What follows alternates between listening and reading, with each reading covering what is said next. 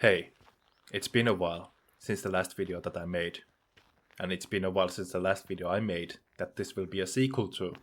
And just like a sequel that was made during summer, this one was made during winter. I might as well start out and say something personal. I really adore Spruce Tree. I think it's the best tree ever. Not just because it stays green during the all year, but also because it has the strong, very nice smell into it. And the one tree that I actually love, I would say it's birch. I never liked those leaf trees, mostly because I think they're pretty invasive in general. Like, if you plant one or two of those and accept some others to join or take over, well, fuck you with that. Anyways, this should be a sequel to Best Video Game Forests, so here we go. Best Video Game Forests, Part 2. I'm actually going to go back to a previous game that I already covered in the first video, but I want to expand on it a little bit. Don't worry, it's not going to take the whole video. It's about Elder Scrolls 4, Oblivion. You know, it's kind of funny that I got nostalgia for it, but for different reasons than one might think. My experiences with Oblivion has been when I was 7 years old. I got out of the elementary school, I visited my school buddy, and I was the guy with the PlayStation 2. I didn't have PC. At the best I had like Windows XP, and that was my parents' one. So to get experience on Windows Vista and seeing such late games such as Dead Space, Oblivion and Fallout 3, I was like really hooked up. I saw the game magazine articles and everything about them. So what did I do with Oblivion? Well, I enabled God mode and started to fuck around with the game, thanks to the magic system and everything, and me and my buddy laughed our asses off for making NPCs beat each other. Because that's fun. It was funny seeing NPCs to act like that, and you know, it's still kinda amusing, even to this day. But that's what I don't think is nostalgia, because that's more like a thing that's, you know, classic. It's like all-time thing. You can laugh at it even now, today, because it's genuinely funny thing. That is, if your humor is on random NPC interactions. But the thing about the game was that I never got nostalgia upon it until I actually got to play that game on PS3, which my parents decided to get for because Blu-ray and everything. But still, on Oblivion PS3 version, I started to dig into the forest. It started to hit me right there, like it opened up my mind to how much I valued Oblivion's forest and how cool they looked, even despite, you know, the hype of Skyrim and everything. And speaking about Skyrim, that one was kinda little bit disappointing in a sense of the forests. Only 3 types of trees that I can really particularly remember that are abundant, but in Skyrim's case it was very lacking in sort of trees, because it was more of a mountainous and flat terrain with snow. And I swear to God, those freaking spruce trees, it's just fuck my shit up. And then the birch trees. I think I never liked Riften. I never visited Riften as much in the game because I really hated those birch trees. They were awful. They were god awful, getting into my nerves to have those trees existing. I don't know, is this racism against trees? Well, you're up to decide about that one. But still, Oblivion's forests, can't get enough of them. I think I'm really hoping that the Open Morrowind project that has been going on could expand it on the other Elder Scrolls games, because I would really love to play Oblivion while having like a rendering distance of those trees not be pathetic as it is right here. And, you know, actually run well. There is mods for it to get the make graphics shinier and make the frame rate not actually struggle, but it's not a perfect solution. I am really happy if this game could be preserved in the form of OpenMV.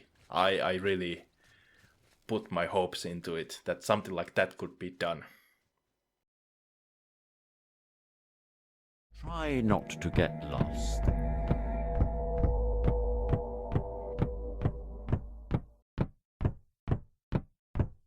Sir, you are being hunted. That is the name of the game, and it contains forests and trees.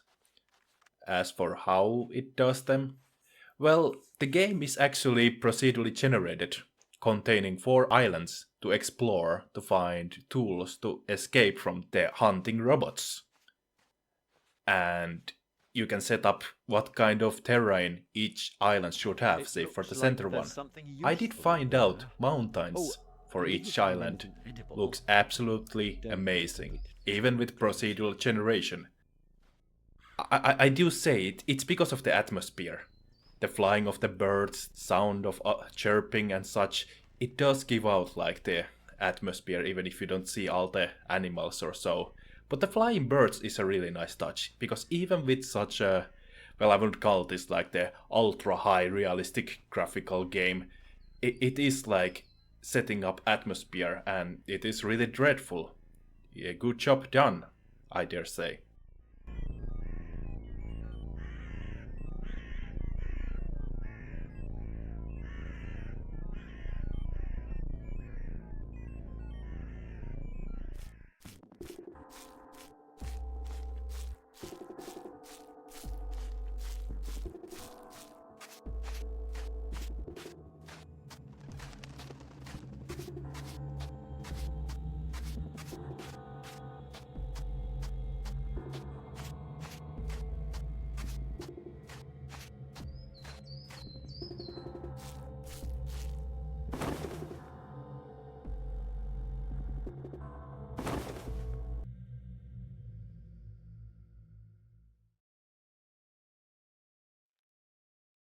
Those are some nice tracks. Want to follow them? Shoutouts to Volkmar for saying that I missed out the Hunter Call of the Wild. I didn't have it by the time I made the first video, but now I do. He said I should keep it on the radar, it is cheap, and he can't give it because in Karjala Forest they don't buy Steam games anymore. But I did buy it because I'm such a honest to good boy. And, initially I was like, about it. Like, it looked like, it was trying to play out as like a realistic forest, but it was a hunting simulator. And kind of a little bit of difficult for me, in a sense. Because it really likes to you focus on skills and that you should get them high enough before you can actually do some hunting without being seen. Get those handicap armbands off or something like that. But then they had to release Revontuli DLC. And because it was taking place in Finland and its forests, I decided to drop back into the game and I really do like the forests. I think these are so far the most realistic ones that has been made. In a sense, like how the layout works. I do even like that the nice touch that when you walk through the grass, it flattens up, down. It's a nice touch. So for as far as realistic forest goes, I do say the hunt is really well deserving to be on top of the list. From time to time I do end up walking the forest without killing anything on the nature unless they walk right up to my presence.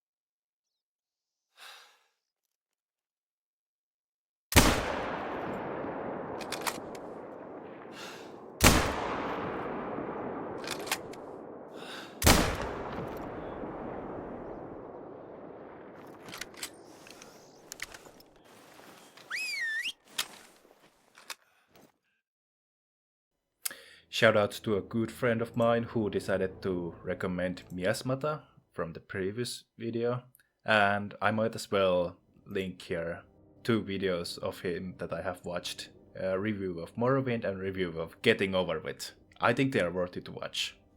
Still, going back to the game, which is called Miasmata. Miasmata is a special kind of game. You know how there's a lot of those immersive simulator games that, try to simulate of being something?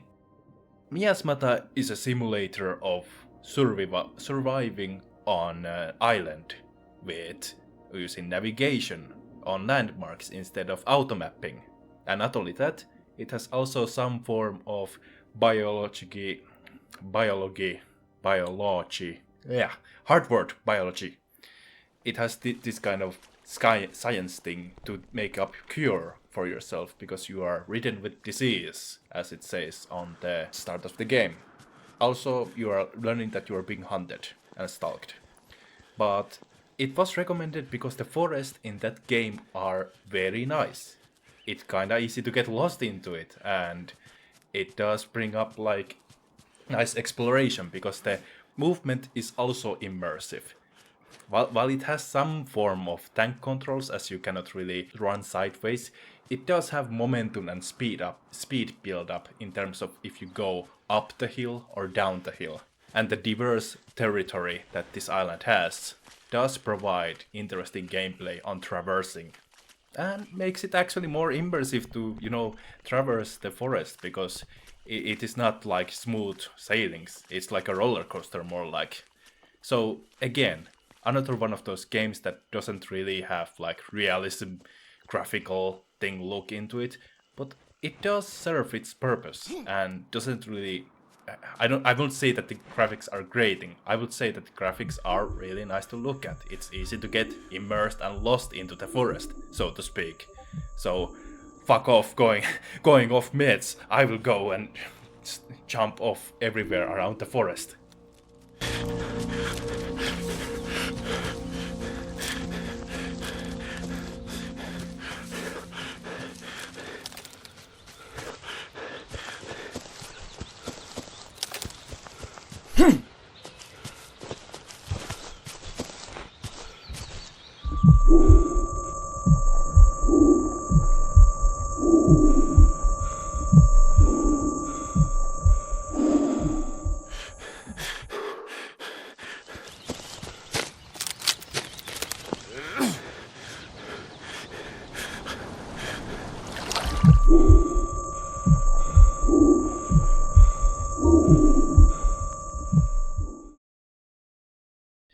I'm not the biggest into the survival crafting open world games, which are pretty common and abundant in Steam, most also in early access.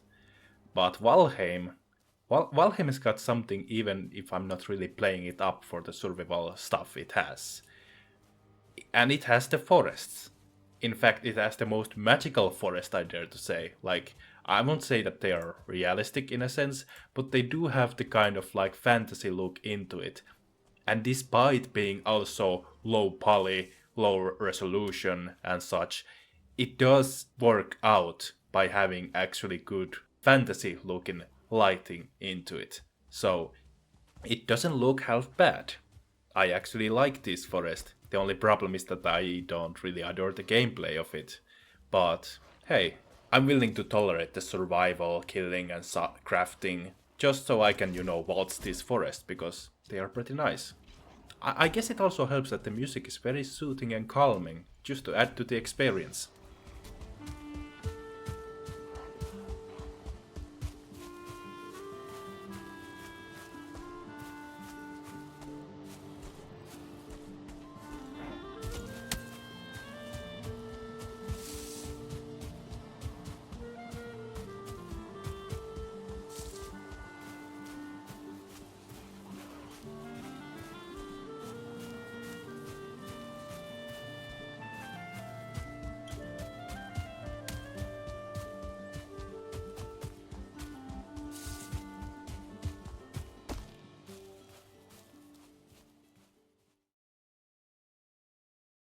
And that would be it for this video. There's still a lot of other games that I didn't cover up forest, but hey, I mean, I do say this is more than I covered up in the previous video, which was only 3, so hey, more to up to it. I do look up to make up more of this as I look forward to think about more stuff to talk about the forest and try to think about like really what drives me into it. Really, what attracts me into it compared to jungle, desert, mountains, snow places or such. Especially with snow, because usually that is the stereotypical place Scandinavian people like about. But it's more about the forests and lakes. But yeah, see you next time. And if you enjoyed and want to support the content of this channel, you can always give me a coffee through link in description. Have a nice day and a happy new 2025, hopefully.